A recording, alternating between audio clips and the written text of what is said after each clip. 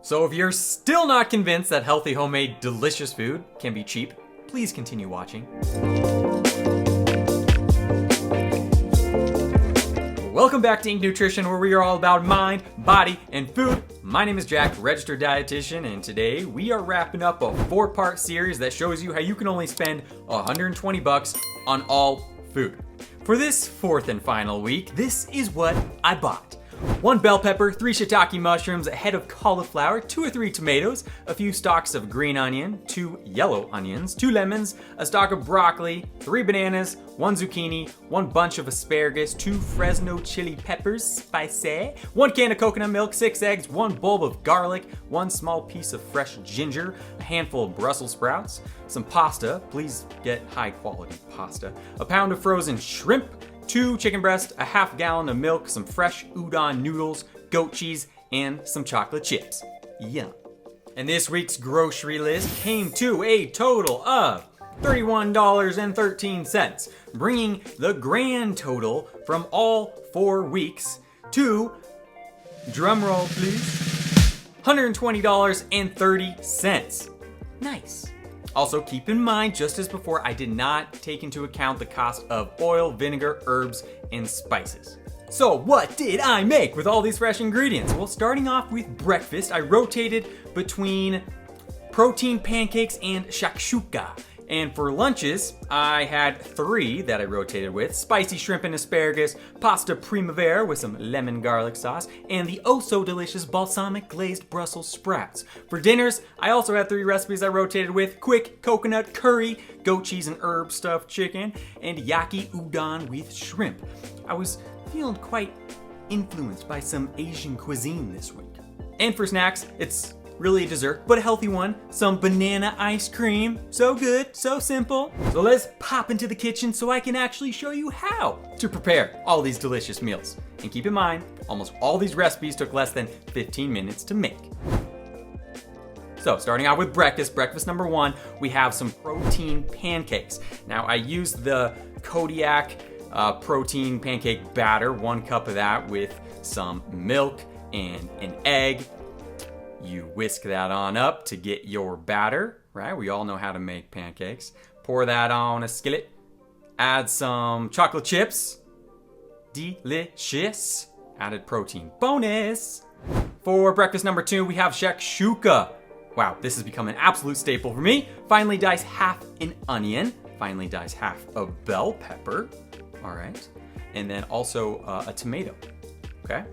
Now you're gonna put all these ingredients, in addition to the garlic cloves, on a pan with some olive oil. You want it to really cook all this down so that you get a nice kind of soupy consistency. It might take, 5 minutes or more. And then you're gonna create some wells, okay, in the pan where you will crack some eggs. You can have 2 eggs, you can have 3 eggs, whatever you prefer here. And then you'll just cover it. Wait for a few minutes, add some salt, pepper, marjoram, season how you would like, cover 1 more time, and there you have it. It is so good. Now for lunch number 1, we're gonna have some spicy shrimp and asparagus, but we're gonna start off with some cauliflower rice. If you haven't made this before, it is really, really easy. Roughly chop half a head of cauliflower and then just toss it in a blender. Now you want to just pulse it, you don't need to over blend this. It comes together in just a few seconds, and then you simply just cook that. You saute it on a pan, ideally a cast iron, so you can get some optimal browning. All right, stir it around, add some seasoning, some salt and pepper, S&P baby, goes on everything, and that'll be ready in 5 to 10 minutes. Now onto the shrimp. Okay, this is frozen shrimp that I thawed in the fridge, and I just, again, put that on the pan as well and sauteed it up. And then I added some delicious sauce that I will show you how to make in just a moment when I show you the udon noodle dish.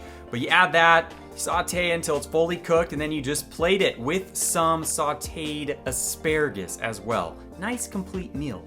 Really good. For lunch number 2, we got a delicious pasta primavera. It's loaded with veggies. So we got bell pepper, we got some zucchini, you just dice those on up, and then we finely mince some garlic and a Fresno chili pepper. Just half a pepper is all you need. A little goes a long way. In addition to half an onion and some asparagus. So we're gonna start sauteing all those veggies, okay, until they're nice and fork tender. And we're gonna season it with a little salt, pepper, and herbs de Provence, and then some lemon juice as well with some extra olive oil. This is gonna also serve as our sauce.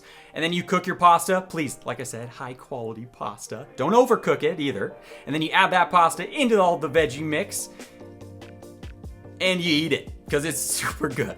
And finally, for lunch number 3, we have balsamic glazed Brussels sprouts. So you're just gonna chop these Brussels sprouts in half in addition to the rest of your cauliflower, all right? And then I just like to season this with salt and pepper, okay? I used an air fryer for this. If you have that, great. If not, just saute it over a pan. And then balsamic glaze, so easy, just one ingredient. 1 cup of balsamic vinegar, you just bring it to a boil, and then you simmer it down until it gets to become a nice thick consistency. It's really good. It goes on so many things. Drizzle that on top of your veggies, add some cheese. I know this one's low in protein, but you know, the veggies, we need more of them. And this is such a delicious way to have them. Okay, dinner number 1, we have a quick coconut curry. You're gonna pre-cook some broccoli and bell pepper and then remove from the heat. Reapply some oil. If you have a wok, awesome. If not, no worries. Then you're just gonna add some curry powder into that oil into the pan with some minced garlic, onion, ginger, and that chili pepper. And then you're gonna put in a can of coconut milk. Stir it up. And then your curry sauce is really coming together. Now you're adding some mushrooms, okay? And then you just kind of simmer that and you serve over that cauliflower rice. Dinner number 2, we got stuffed chicken. Get some goat cheese, thyme, garlic. Mix that together and then form in a nice patty. You're gonna slice your chicken breast right in half to create like a little sandwich and put that cheese patty right in the middle. Season with salt and pepper, and then brown both sides of the chicken on a pan. You're not gonna fully cook here, just get some nice browning. And then you'll toss it in the oven for 15 minutes at 425. Last dinner we got for you is yaki udon. First, prepare your vegetables: shiitake mushrooms, green onion, sliced onion, chili pepper, garlic, and ginger. And then you're going to get some fresh udon noodles. This is the key to a good recipe. You might have to go to an Asian market for this, but you're just gonna toss them in some boiling water for 30 seconds. That's all you need, just to kind of loosen it up. They're already cooked, so you're just gonna remove from the heat until they fully cool. And this is where we're gonna make our sauce. We got soy sauce, oyster sauce, with some fish sauce and some chili paste in addition to some sugar. So I know some of those ingredients we didn't include in our list. So if you don't have those, I definitely understand. Just use a little bit of soy sauce and sugar. And then get your wok out or pan, put those onions and mushrooms down at the bottom with a little oil, and then add your shrimp. Continue to cook that. The shrimp will cook pretty fast. And then add your ginger, garlic, and chili pepper. Stir, and then add those udon noodles back in with some of that super yummy sauce. And then just stir it up. It comes together so fast when you have a wok. And then add those green onions. Really good addition. This noodle dish will change your life. And then finally, we have some super simple banana ice cream. This also is a staple for me. All you gotta do is blend a frozen banana with a splash of milk and a dash of cinnamon and a little bit of vanilla extract. You just blend it till you get that perfect consistency. Top it off with some of those chocolate chips. And you'll probably have this every single day once you taste it. All right, team, that was our final week. Thank you for watching. I hope you learned how you don't have to break the bank to eat well. My name is Jack, a registered dietitian. It's a pleasure to share all of this with you. Please like, comment, and subscribe. And if you have any suggestions or want to know anything about nutrition, just drop it in the comment below and I'll talk about it. And I just also want to remind you that long-term health begins in your kitchen. So get cooking! And I hope you learned that you don't have to bank the brick. And I hope you learned that you don't have to break the bank in order to eat 2 Fresno chili peppers, oh so spicy. For dinners, I also had 3 recipes: quick coconut curry, goat cheese and herb stuffed chicken, yaki udon.